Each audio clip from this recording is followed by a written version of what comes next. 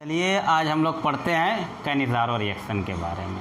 एक बड़ा इम्पॉर्टेंट है और बड़ा अच्छा सा रिएक्शन, ठीक है। इसके बारे में आज हम लोग डिस्कस करेंगे कि ये कौन से कंपाउंड हैं जो कि कैनिज़ारो रिएक्शन शो करते हैं, ठीक, किसकी प्रेजेंस में शो करते हैं, प्रोडक्ट कैसा बनाते हैं, ठीक है ना, किस कैटेगरी में ये रिएक्शन आता है, इनकी मैकेनिज़्म क्या होती है, इनके एग्जाम्पल क्या होते हैं, ठीक है, इसके टाइप्स क्या हो जाते हैं, इन सब के बारे में हम लोग आज डिस्कस करने जा रहे हैं। तो देखिए कैनिज़ारो रिएक्शन में सबसे पहली बात तो देखिए सारे कंपाउंड ये रिएक्शन शो नहीं कर सकते, ठीक है ना। सिर्फ वही एल्डिहाइड, सिर्फ ऐसे एल्डिहाइड जिनके पास अल्फ़ा हाइड्रोजन नहीं होता है, माने अल्फ़ा हाइड्रोजन एब्सेंट होगा, वही कैनिज़ारो रिएक्शन शो करेंगे, ठीक, पहली बात, ठीक है। Aldehyde which do not have alpha hydrogen, ठीक है, gives Cannizzaro reaction. Aldehyde in which alpha hydrogen absent, alpha hydrogen नहीं होना चाहिए, ठीक है ना,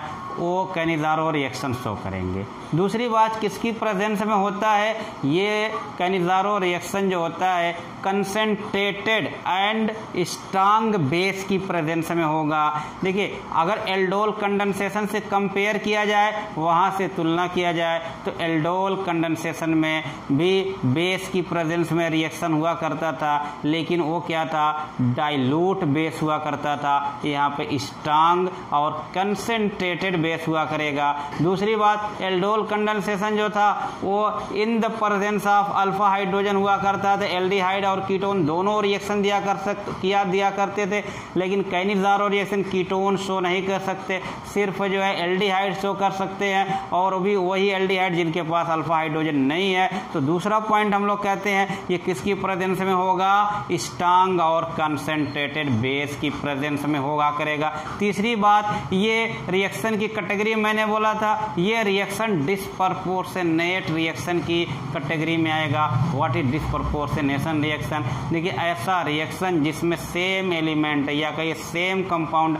ऑक्सीडाइज भी हो रहा होगा और वही एलिमेंट या वही कंपाउंड रिड्यूस भी हो रहा होगा, ऐसे रिएक्शन को डिस्प्रपोर्शनेशन रिएक्शन कहा जाता है। तो यहाँ पे देखिए जो एल्डिहाइड होंगे इनके दो मॉलिक्यूल लगेंगे, एक मॉलिक्यूल का ऑक्सीडेशन हो जाएगा, दूसरे मॉलिक्यूल का रिडक्शन हो जाएगा। जो मॉलिक्यूल ऑक्सीडाइज होगा, एल्डिहाइड है तो ऑक्सीडाइज होकर एसिड बनाया करेगा, एसिड का साल्ट बन जाया करेगा, और जो मॉलिक्यूल रिड्यूस होगा उसका एल्कोहल बन जाएगा। क्यों? क्योंकि एल्डिहाइड का जब रिडक्शन होता है तो क्या बनता है, सिंपल सी बात है, एल्कोहल बनता है। तो इस रिएक्शन में एक कार्बोक्सिलिक एसिड का साल्ट बनना है, दूसरा जो है आपका एल्कोहल बनना है, यानी कि ये एक डिस्प्रपोर्शनेशन रिएक्शन है। तो ये तीन पॉइंट हमेशा याद रखिए।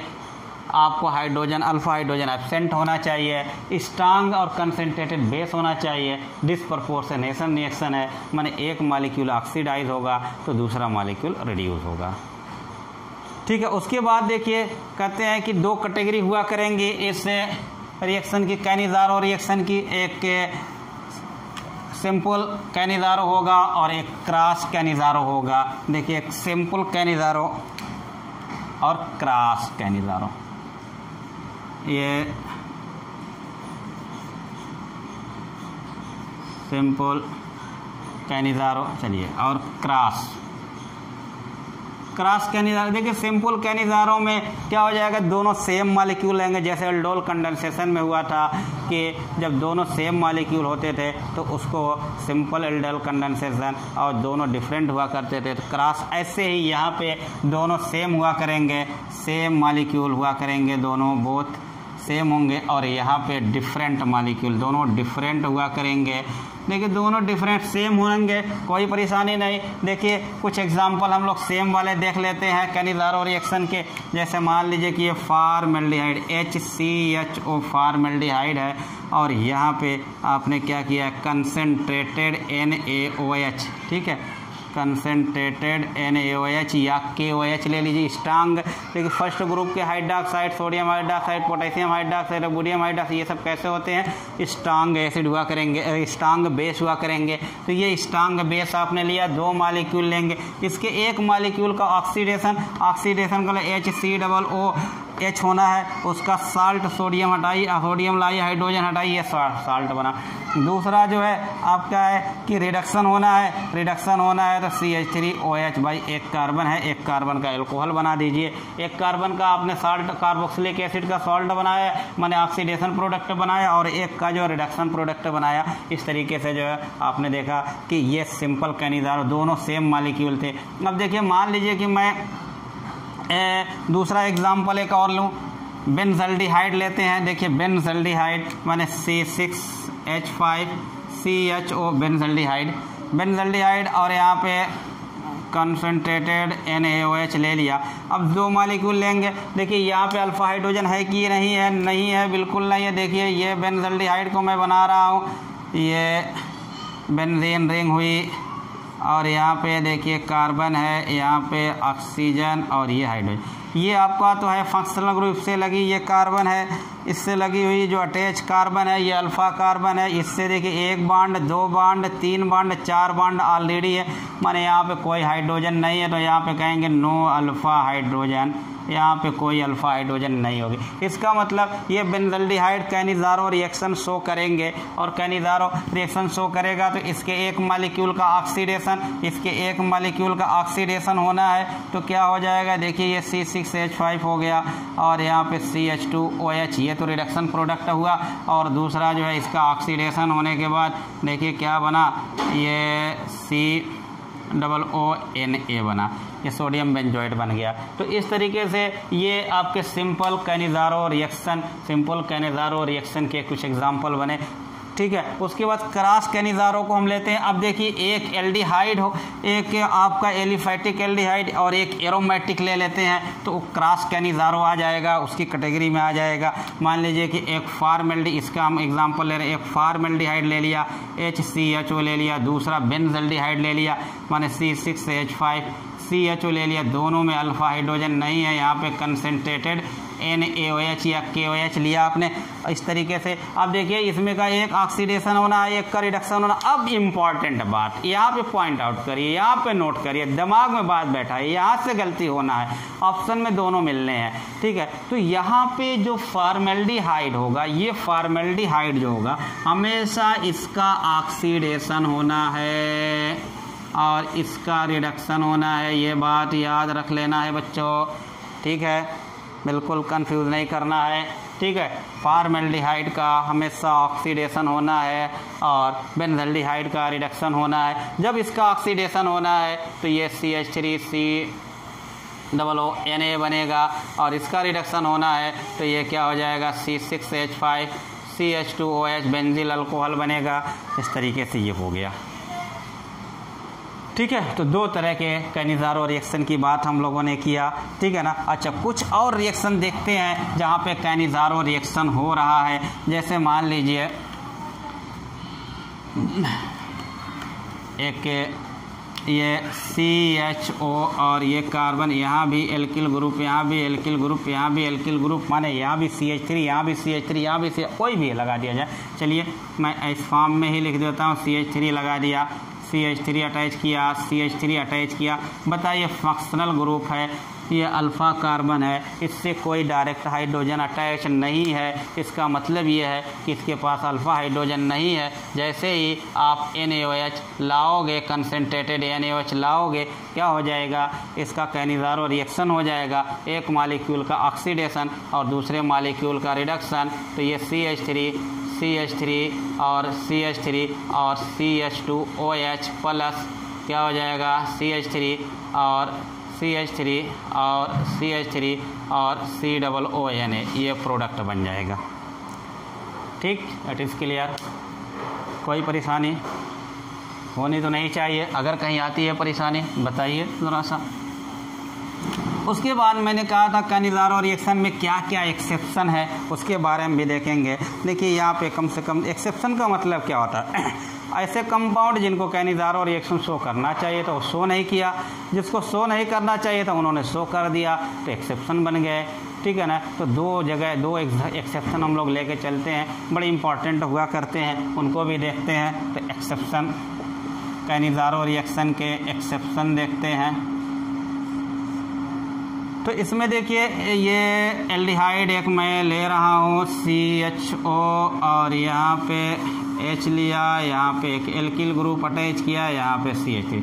अगर ये देखिए फंक्शनल ग्रुप है, ये अल्फ़ा कार्बन है और इस अल्फ़ा कार्बन पे एक एल्किल ग्रुप अटैच है, तो इसको हम लोग पढ़ सकते हैं अल्फ़ा। और एक बार एल्किल ग्रुप है alpha mono alkylated aldehyde, alpha mono alkylated aldehyde, ऐसे कुछ भी रहे है ना, aldehyde, alpha mono alkylated aldehyde. अब इधर चाहे जो भी ग्रुप लगा हो कोई बात नहीं, लेकिन यहाँ पे अल्फ़ा कार्बन पे सिर्फ एक एल्किल ग्रुप अटैच हो, ठीक है ना, तो वो अल्फ़ा मोनो 2 हो गया तो आपका तो वो तो हो जाता। अब भाई एक और एल्किल ग्रुप हो जाता तो क्या हो जाता, वहाँ पे अल्फ़ा हाइड्रोजन नहीं तो कैनिज़ारो रिएक्शन देना ही देना था। लेकिन यहाँ पे सिर्फ एक एल्किल ग्रुप अटैच है, ये चाहे कुछ भी और कुछ भी हो, लेकिन यहाँ पे एक अल्फ़ा हाइड्रोजन है। देखिए फंक्शनल ग्रुप और फंक्शनल ग्रुप है तो ये हाइड्रोजन जो है हमारी कैसी है, अल्फ़ा हाइड्रोजन है। लेकिन जब यहाँ पे NaOH कंसनट्रेटेड NaOH लाया गया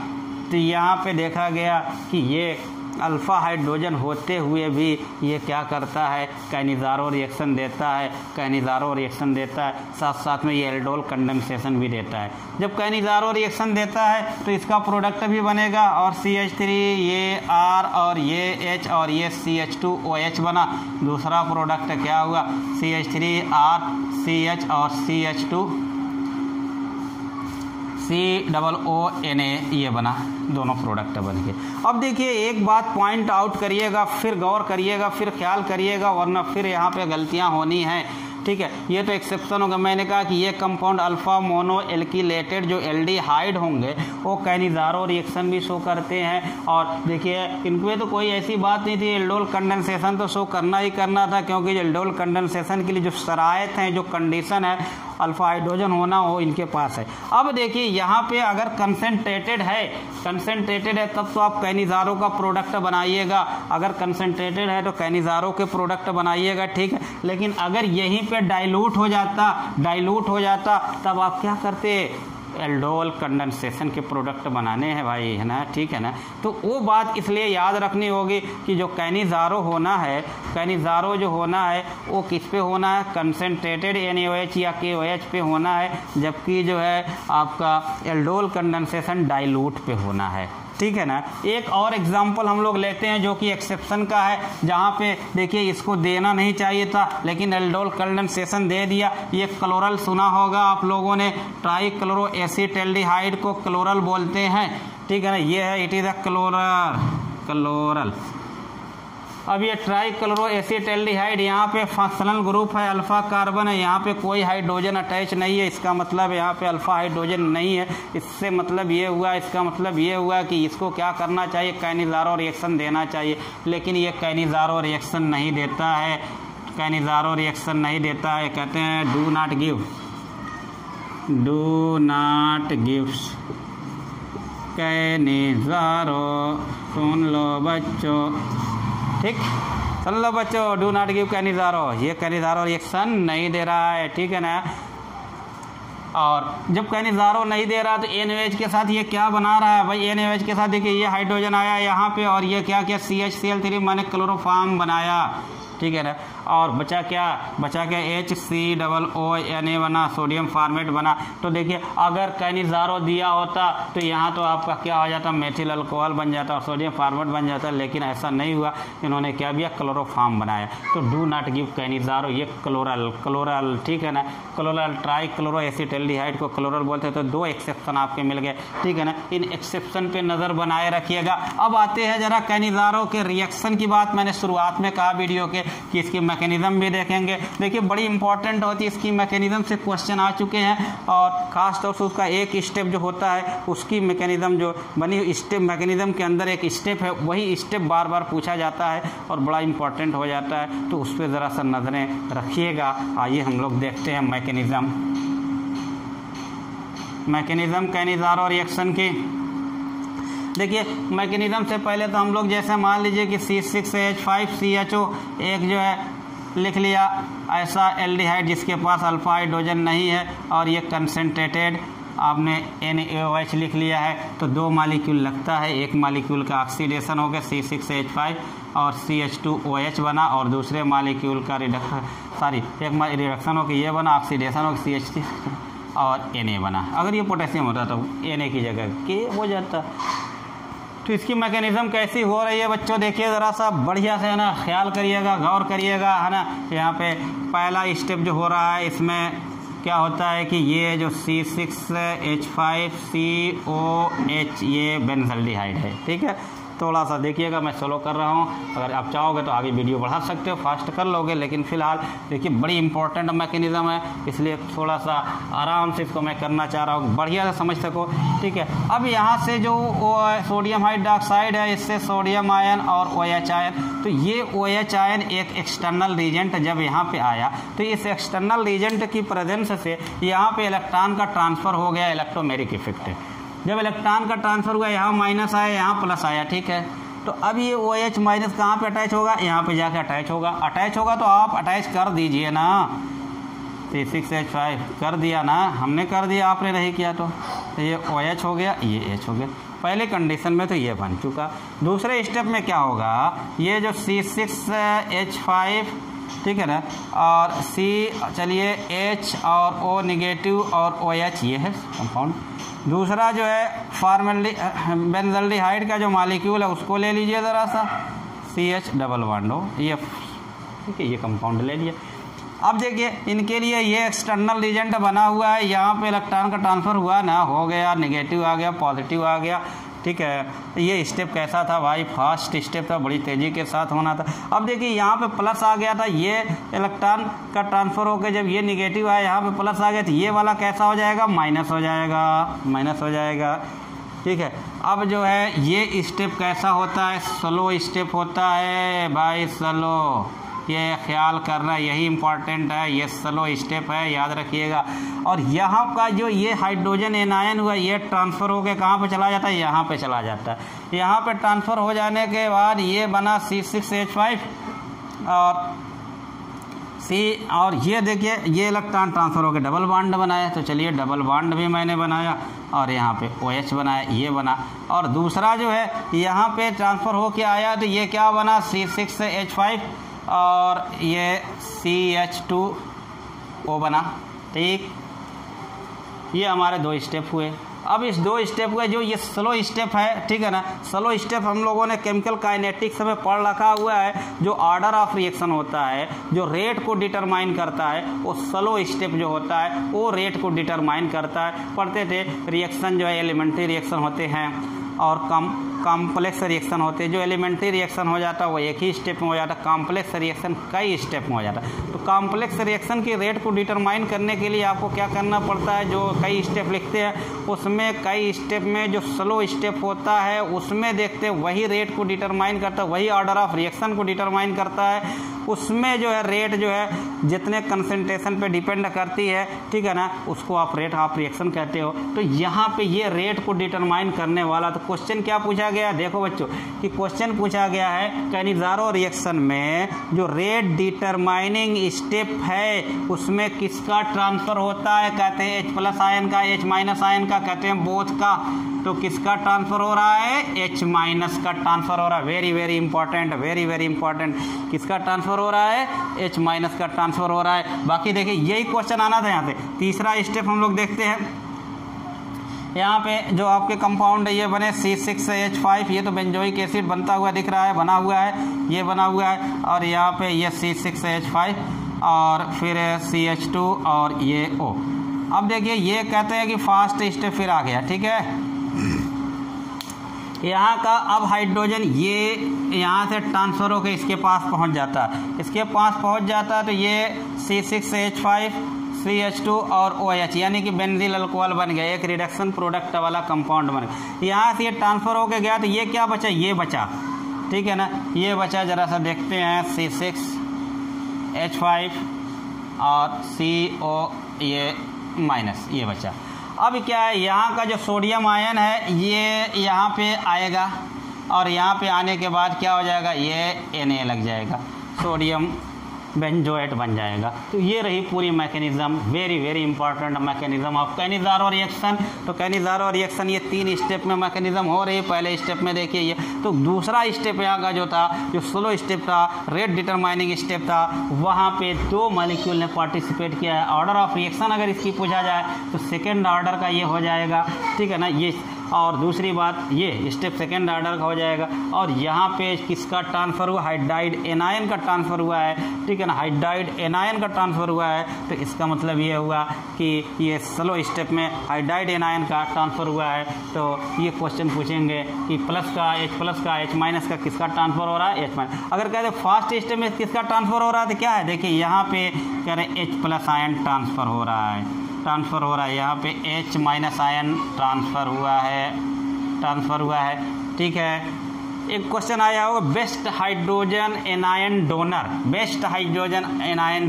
तो ये देखिए, अब मैं एक बेंजीन रिंग बनाऊं और यहाँ पे NO2 लगाऊं और यहाँ पे ये लगाऊं और यहाँ पे कार्बन, हाइड्रोजन O और O, नेगेटिव, ठीक है। ये देखिए ज़रा सा, बड़ी इंपॉर्टेंट बातें हैं। ये NO2 -R इफेक्ट, इलेक्ट्रॉन को ये अट्रैक्ट करता और ये बड़ी आसानी से क्या हो जाता है, जब अट्रैक्ट कर लिया तो यहाँ पे क्या हुआ, पॉजिटिव बन जाता है, ये बड़ी आसानी से डोनेट हो जाता है।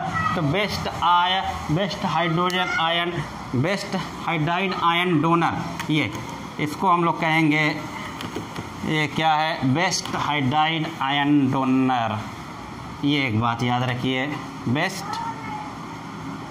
Hydride anion donor, anion minus, best hydride anion ये डोनर, ये एक इम्पॉर्टेंट बातें हैं। तो बच्चों, इस तरीके से कैनिज़ारो रिएक्शन ख़त्म हुआ।